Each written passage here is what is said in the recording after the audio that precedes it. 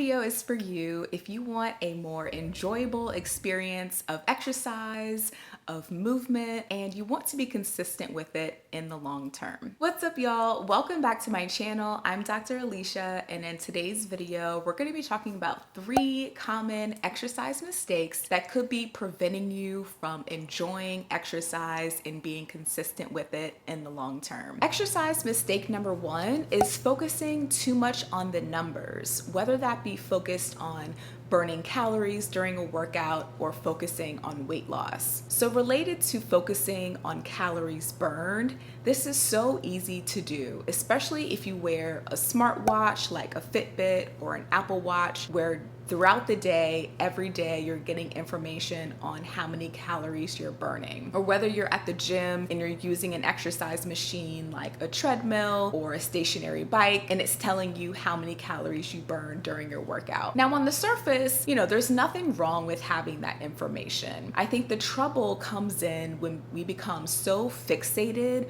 on burning more and more calories, or even when we have a specific calorie burn goal for our workout. Now, the issue with this is that if we go into our workout saying, it's my goal to burn at least 500 calories from this workout. The problem with this is that we may not feel satisfied with our workout until that number goal is reached. We may have a workout that feels like it was challenging to us, we worked hard, and it felt satisfying. But if we see that we haven't hit that calorie goal, it can be a little frustrating and demotivating when we had that number in our mind to begin with. When we remove the specific calorie goal from our focus, we can then focus on enjoying the experience of exercise and focusing on doing things that we actually enjoy, that we get a challenge from, but we also get enjoyment from. And focusing on that specific calorie burn goal can be counterproductive to that experience. Moving your body and exercising is important for everyone to do, regardless if you're trying to lose weight or not, whether it's increasing the health of your heart, improving your sleep, improving your mood, gaining strength, feeling more energy. I mean, the list goes on. There are so many benefits that we can focus on related to exercise outside of weight loss, and transforming our mindset, taking the focus off of the numbers and focusing on the actual experience of it and how we can enjoy it in the moment and how we can see this as a form of self-care is absolutely crucial if we want to be enjoying the process, enjoying the movement that we're doing, and if we want to be consistent with it in the long term. If this is resonating with you, I have another question for you to reflect on. What are some of the immediate benefits that you get from moving your body? Either benefits that you feel during the activity or benefits that you feel afterwards. Mistake number 2 is not listening to your body. And this can show up in multiple ways, like choosing activities that you dread doing or ignoring your body's need for rest. Physical activity and enjoyable movement is something that is so individualized. What may feel good to me can feel awful to you, and that's why it's so important to, yes, maybe get inspiration from other people's workouts, but not blindly follow someone else's routine or the routine you see that celebrities are doing, because it simply may not be a good fit for you and your body. So with you need to experiment and find out what actually feels good, and actually slow down and pay attention to even know when you're enjoying an activity and when it's not right for you. Before your next workout, I want you to ask yourself, do I even get enjoyment out of doing this activity? And if not, what can I do that I would enjoy instead? Not listening to your body can also look like ignoring your body's need for rest. It's perfectly fine to have fitness-related goals and wellness-related goals and to be focused on achieving them. But I think the trouble comes in is when we become so laser focused on achieving our goal that we stop listening to our body to determine what's best. So say, for example, you had a goal of working out 5 days of the week, and the first 2 workouts went great. Your body's still feeling really good. When it's time to do workout number 3, you find that your body is so exhausted and you have no energy from the workout. You're feeling super sore from the first 2 workouts. In that moment, getting rest and allowing your body to recuperate is actually a better idea than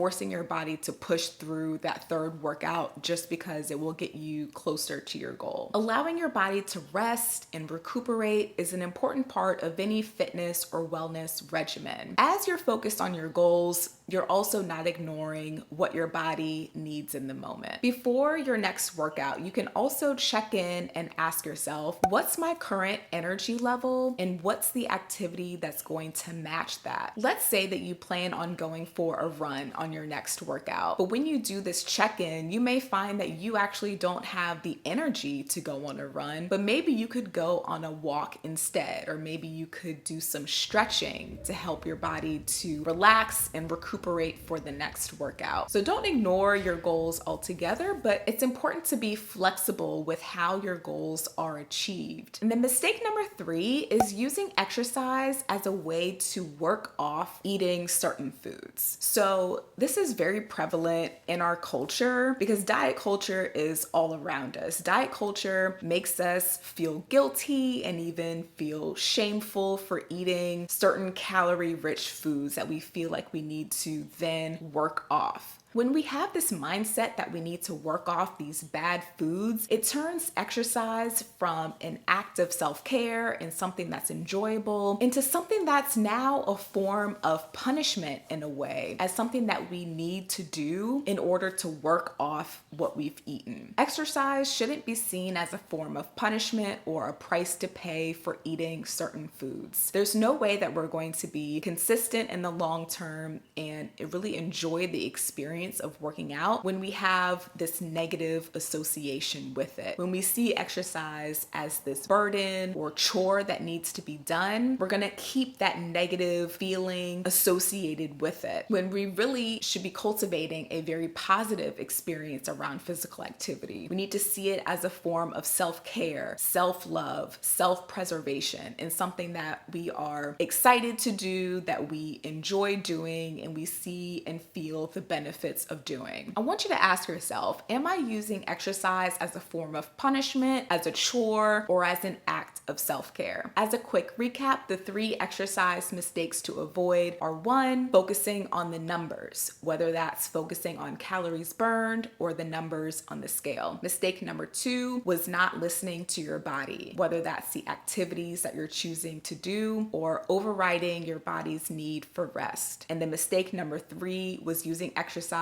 as a way to work off certain foods. Let me know down in the comments if you can relate to any of these mistakes. Before we go, I want to leave you with a quote from the book Intuitive Eating. When the pursuit of exercise is about feeling good, not about calories burned or used as a penance for eating, it becomes enjoyable and sustainable. If you enjoyed this video, check out this video on how to work out consistently at home, where I discuss fitness mindset tips for beginners. Thank you so much for watching this video. Subscribe if you haven't already, and I'll see you in the next one. Stay true to you. Exercise. And wait.